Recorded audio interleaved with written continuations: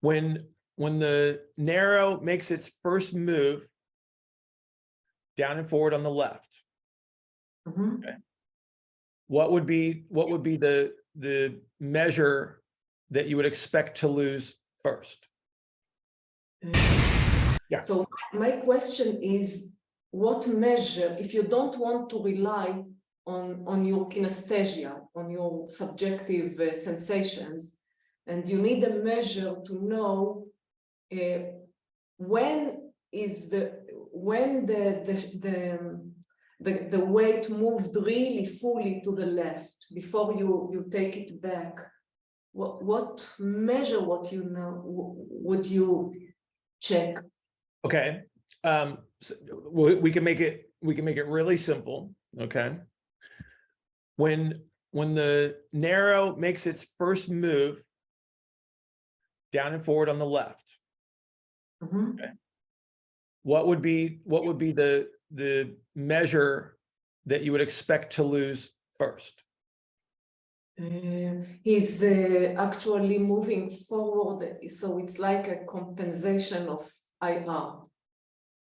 Okay, so if the left side is going down and forward, okay, the first thing you're going to notice, so this is before the center of gravity starts to move really far forward. Okay, you're definitely going to lose IR as the center of gravity moves forward. As the orientation takes place, that's what's going to start to move the center of gravity forward. So the orientation is going to precede the slide forward, if you will. Okay. Right.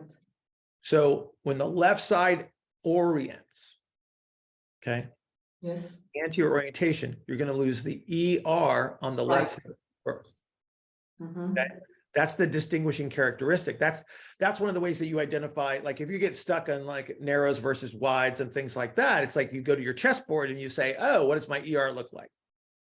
It's like the first measure that I always teach people to pay attention to is the ER, because that allows you to see, like confirm your suspicions in regards to archetypes. Okay. So as we go from left to right, the orientation is going to increase on the right side. Okay. So by then I'm going to have a deficit in ER and IR on the left side. You see that? Right. Yes. Okay. So as I go to the right, now my ER is going to drop off again. Yes. Okay. And then depending how far forward the center of gravity goes, then the IR drops off. Okay. So when you ask me what measure to use, I would say, well, how far into it are they? Sorry? Okay. Hang on, boss. Hang on. So you're trying to self-test, am I correct? All the time. Okay. So what movement do you want to use to identify differences between the two sides? Do you want to use a symmetrical activity? No. No. Okay. So we have to use an asymmetrical activity, because if we use a symmetrical activity, those measures can kind of hide, right? Like I might bend or twist in a certain way, and it just appears that I'm moving through a full excursion when I'm actually just taking advantage of one side being more adaptable than the other. Okay. So I got to use an asymmetrical activity. Okay. So give me an example of an asymmetrical activity that would involve your hips.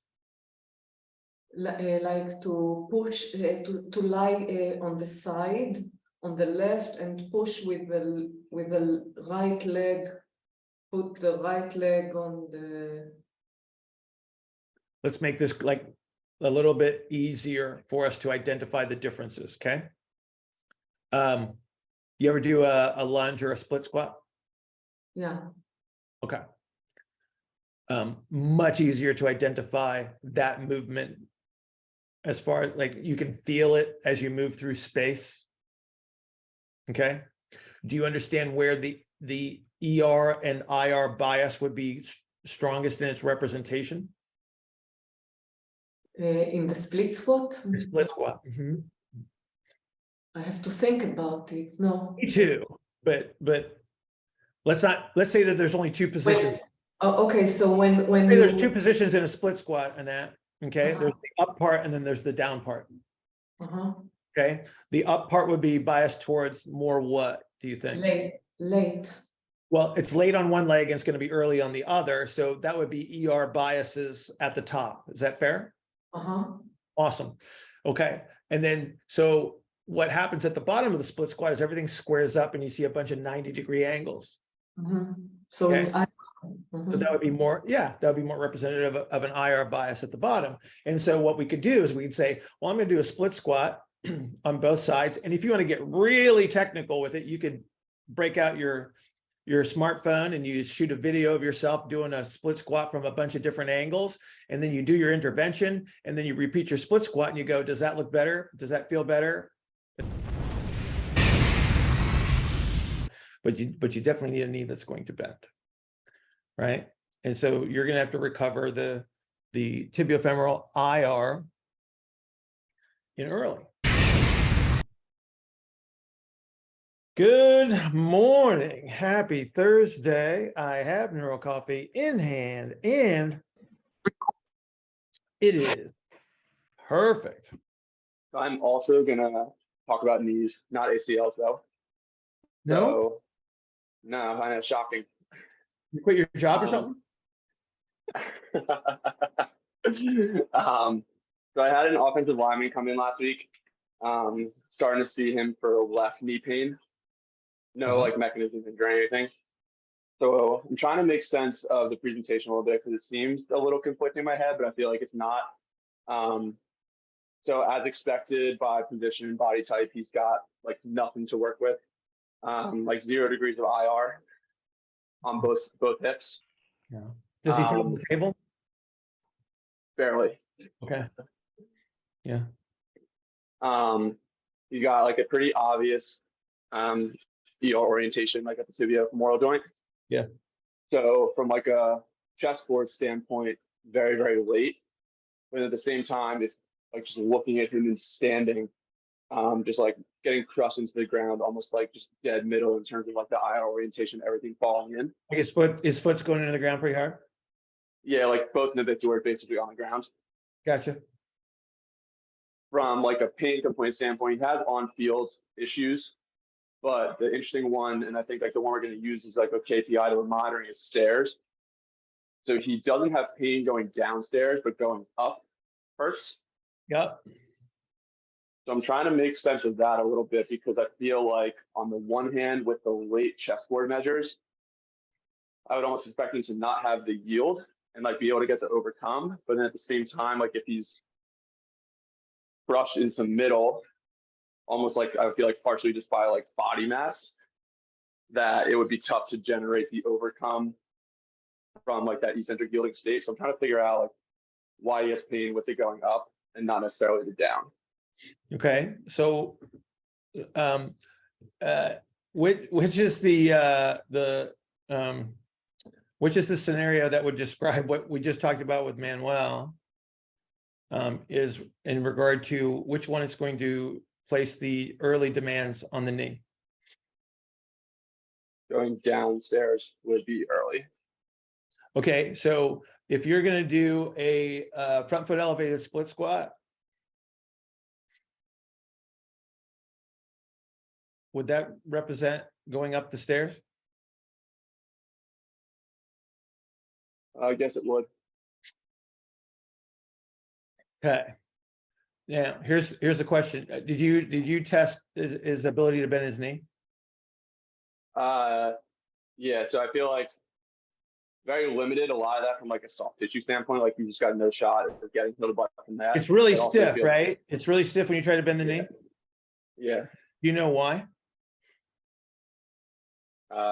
He doesn't have full knee bend.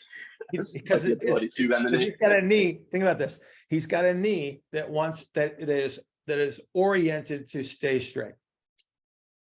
Yeah. And then when he goes up the stairs, he has to bend it. Okay. But it doesn't want to bend. So here, most likely based on, and I'm assuming he's a wide ISA, right? Yeah. Right. Okay. And he's ER oriented. So everything's turned outward. Give me one second. Beat you, Greg Robbins. Okay, lost my train of thought. That always happens every time. ER oriented. Okay, yeah, he's ER. Okay, so everything's oriented into ER.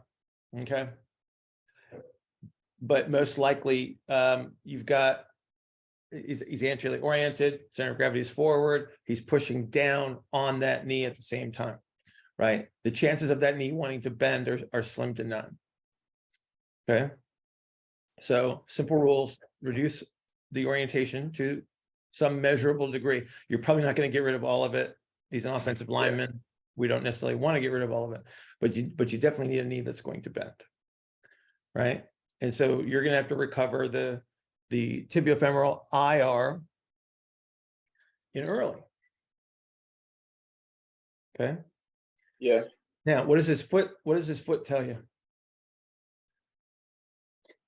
In terms of what? Yes. I mean, like I feel like that was part of my issue in terms of like getting that to match up in my head with the chessboard measures. So hang on, is it a late foot? So I guess it's going to be a late foot that's orienting into IR. Yes. Yes. So his foot's giving you a big hint as to what's holding everything in position. So where's he dropping the IR into the floor? Is it going straight through the subtalar joint, mid-tarsal? No. Where's it landing? Medial to all that somewhere. So it's in front of the ankle and probably medial, right? Yeah. Okay. Did you check his toes? From like a range of motion standpoint? Yes, sir. I did not. I'm willing to bet your annual salary that his big toe doesn't bend.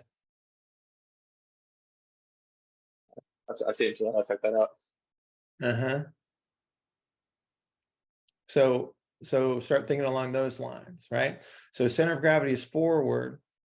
He's dropping IR too far forward. That's why you got to bring it back, because you're not going to be able to position. Think about this. I got to position a metatarsal in relative IR. So ER to IR, right? Yep. That means you need an arch to be able to bend your toe, right? Yeah.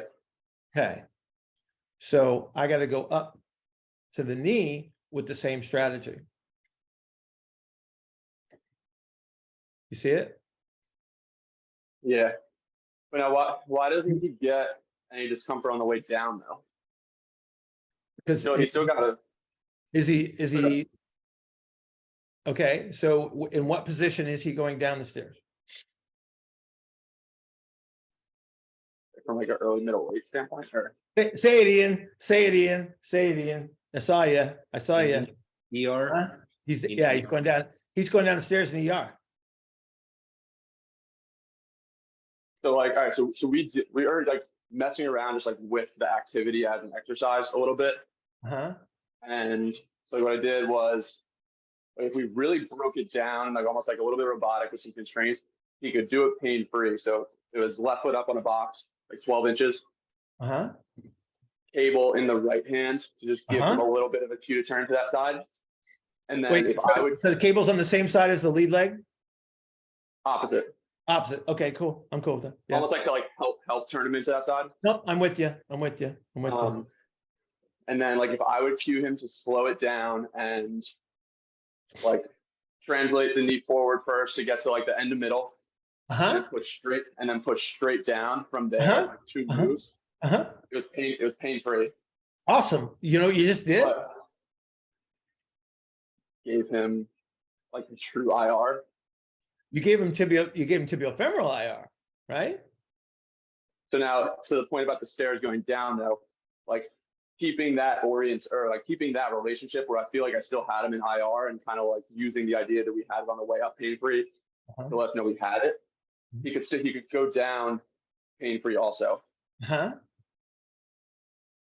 But he's turning his hip socket towards ER as he steps down.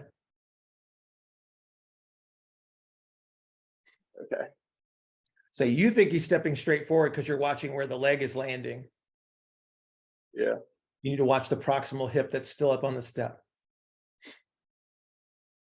Okay. Forward is changing directions, right? Like just because the leg is going in that direction doesn't mean that everything is oriented in that direction. That makes sense. Okay. But like your exercise selection with the cable, awesome. Great idea. Especially for somebody of his size. It's a really good choice. I wasn't really thinking about the size as a reason for it. Like, what's your consideration with this, the pure the size thing with the cable? Why do you like that? You ever try to move somebody of that degree of stiffness on a table? Him. Huh? Him. Yeah, it's like, well, okay, so try to go mobilize his knee and tell me how much fun you're having. I can't even. I can't get my hand around his. Yeah, no, it's a really good choice. Number one, you got his foot on the ground. You're reducing the demands on connective tissues by position, which is great, right? You're giving him a shot. You're giving him a shot at a great shot at tibial IR just with the position alone, and then with the cable influence, you're helping him create the early representation. Like he doesn't know how to turn because he's not supposed to, right? He's an offensive lineman. He's not supposed to turn, right? Like he would resist that under almost every circumstance. So if you try to put him on a table and capture foot contacts, it's not that you can't do it. I mean, it's certainly possible, but again, a much easier way to do it. This is one of the reasons why you use staggered stances, front foot elevated, etc., is because it allows him to start in his ER space and turn it into his IR. It's like it's a great idea. Gotcha. All right. So plan of attack for him. I feel like I probably need to spend a little bit more time going after the early, maybe, and then those types of activities might become like he was able to do it, but like something like that step up might become just a little bit easier and require less constraints and queuing after that. Yeah. Okay. So hang on a second. So let's think this through just a little bit too. Okay. You've got an anterior rotation you're trying to manage, correct? Correct. Okay. What was the other advantage of the cable by pulling him forward? Cable pulls him forward, he comes back. There you go. That's it. Yeah. So you taught him, you said, slow down, right? Hold your pelvis back a little bit, capture your foot, bring everything around to the knee. Yep. Tibiofemoral IR.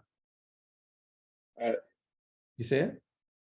So now everybody that has a knee problem that goes to Zach's clinic is going to be doing a front foot elevated cable, right? Cable step up. Everybody's going to get one now. Do you notice that I don't say, I avoid saying diaphragm in the pelvis?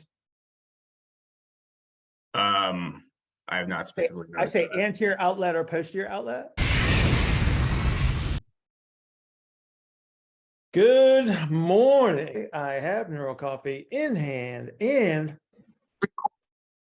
it is perfect. Good morning. Greetings. All right. So I have a question that I've been trying to figure out. I have two things that aren't adding up, so I'll position them both for you. So to get like a hinge IR position, like you need an open pelvic outlet and a posterior pelvic thoracic diaphragm. And that helps you move toward that position. But with a wide you're talking about like a eccentrically oriented posterior outlet. Is that what well, so I mean, this might be the question that I'm not being able to figure out. I said diaphragm. That's what I mean. I know the outlet needs to be eccentric. Is it right? Yeah. Yeah. Okay. I'm just clarifying. Yeah. So a wide ISA, for example, would have a relatively descended posterior diaphragm, which would be more concentric. Yes. And it seems to me like that would make acquiring the hinge position more challenging in that circumstance. So I'm not sure how those two things add up together. So, okay, you would need a concentrically oriented anterior outlet of the pelvis to capture the IR position of the pelvis. Is that fair? Yes. And that would be concentrically oriented. So why would a wide be better at doing that than narrow? Because their bias is towards that shape already. Okay. I mean, yeah, that makes sense. Mm-hmm. In a wide, Mhm. so you have a concentric diaphragm Yes. opening the ISA, more concentric posteriorly. That seems like that would be No. okay. Hey, hang on. All right. What's the posterior outlet in the thorax? I think it's T8 to T10 in the space between the inferior angle of the scapula. Okay. Is it the diaphragm? David says no. I mean, David I feel like said no at you. I just want you to know that David is just going like this. He's going like, no way, boss. I feel like it plays a role. Don't feel, think. I think that it plays a role. Hang on, boss. Hang on. Okay. Concentrically oriented thoracic diaphragm. Let's be clear. Thoracic diaphragm. Okay. All right. As it descends, it bumps into what? The guts. Awesome. Which direction do the guts go relative to the pressure that's being pushed down on it? Down. Awesome. Where's the space that's going to occur in the thorax as a result of that diaphragm shape? In the bottom third, in the back. In the back. Okay. Sure. That's an expanded area. Fair? Okay. Yeah. What would need to expand on the outside part of the thorax to allow that to occur? I mean, that would be the musculature and posterior lower. Right. Okay. So now let's go to the pelvis. Okay. The posterior outlet is equivalent to what? Lower glute max. Relative to the thorax, what's its equivalent? What's its analogous structure? Like the space between the sacrum and the ischial tuberosity. Is that what you mean? Yeah, well, that's the space that I'm talking about, but where is that up in the thorax? To clarify. Oh, I mean, is it the space between the inferior angle of the scapula and the spine? Superficially, right? Yeah. Okay, it's not the diaphragm. Okay. Oh, No, that's well, it. No, unfortunately, not yet. So I think my confusion is to get that space to open, the ribs need to be able to acquire the ER position from T8 to T10, and that requires a concentric diaphragm. Is that?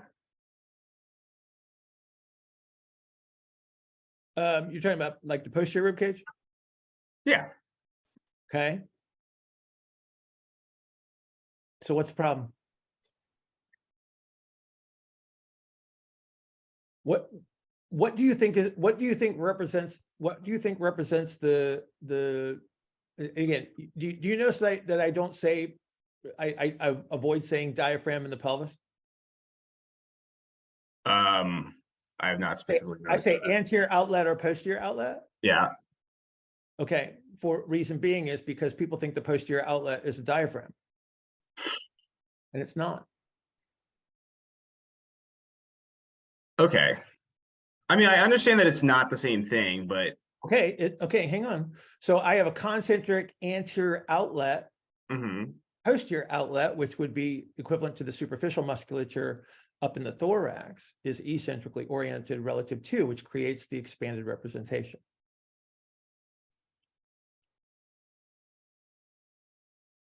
Okay. So when you look, when you know those pictures that they always show of the internal musculature of the diaphragm, the one that they look down into the pelvis. Yeah. Okay, draw a line from like ischial spine to ischial spine. It'll probably go through the coccyx. Okay. Anything anterior to that would be equivalent to the thoracic diaphragm. Anything posterior to that would be posterior lower. Okay. Okay. All right.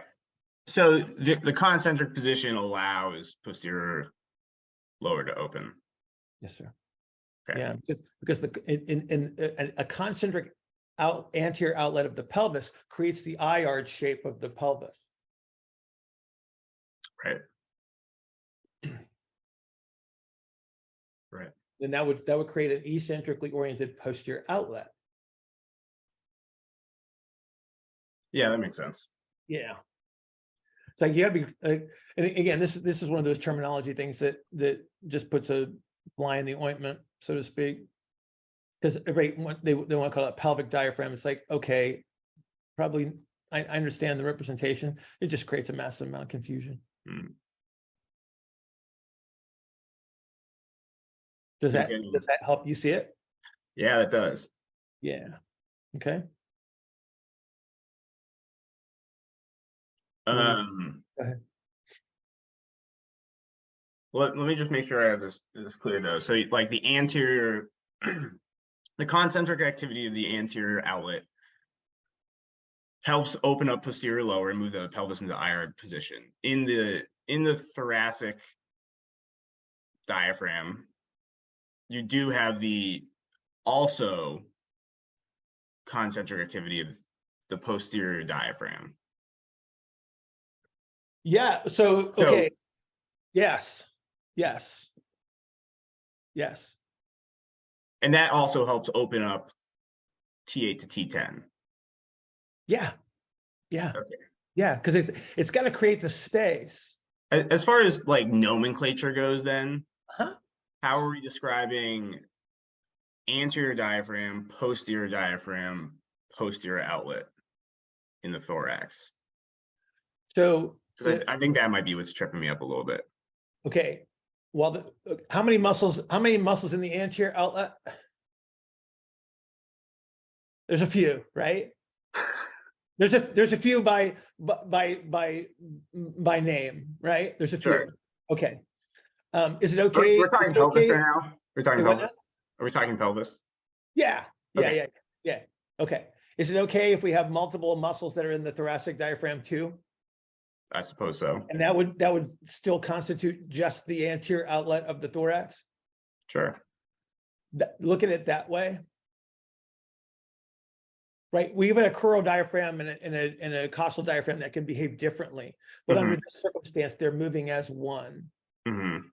So don't let that create like don't think that that's an anterior posterior outlet situation. It's that constitutes that outlet, the equivalent of the anterior outlet of the pelvis. Okay. Yeah. Yeah. And again, like I said, this is just one of those terminology things that I think creates a lot of confusion. And that's why I don't like calling the bottom of the pelvis the pelvic floor. I don't like calling it the pelvic diaphragm, because it just creates way too much confusion.